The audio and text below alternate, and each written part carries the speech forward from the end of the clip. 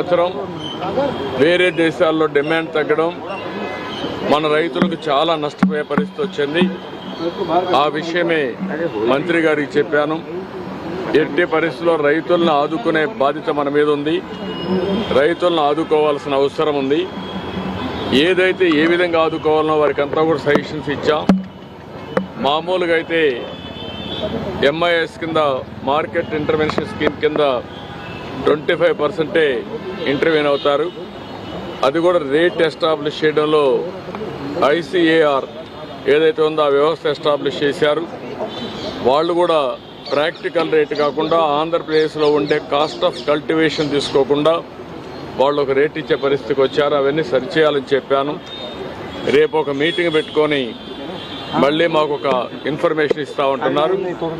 రైతులను ఆదుకోవాలి. 25% సీలింగ్ తీసేసి అవసరమైతే వాళ్ళ యొక్క వ్యవస్థలో గ్రూప్ ఆఫ్ మినిస్టర్స్ ఉన్నారు, కమిటీ ఆఫ్ మినిస్టర్స్ ఉన్నారు. వాళ్ళు కూర్చొని నిర్ణయం చేసి రైతులకు మేలు చేయాల్సిన అవసరం ఉంది. రెండోది, ఏదైతే 50% అంటే వాళ్ళు 50% ఇస్తే రాష్ట్రం 50% ఇవ్వాలనేది కూడా ఉంది. దాన్ని కూడా ఏం చేయాలని కూడా ఆలోచించమన్నాను.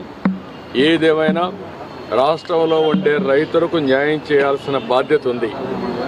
అందులో కూడా ఇప్పటికే కొంత మార్కెట్కి వచ్చింది, కొంతమంది నష్టపోయారు, ఇంకా కొంత మార్కెట్లోకి వస్తూ ఉంది. దీనిపైన ఎక్స్పోర్ట్స్ ఎందుకు తగ్గాయి, ఎక్స్పోర్ట్స్ని ఏ విధంగా స్టెబిలైజ్ చేయగలుగుతాం. రేపు ఇక్కడుండే కామర్స్ డిపార్ట్మెంట్ని, అదే మరి అగ్రికల్చర్ డిపార్ట్మెంట్, మినిస్ట్రీస్ అన్ని కూర్చొని మాట్లాడి ఈ యొక్క ఎక్స్పోర్ట్స్ను కూడా ఎట్లా ప్రమోట్ చేయాలని కూడా వర్కౌట్ చేస్తామని చెప్పి హామీ ఇచ్చారు.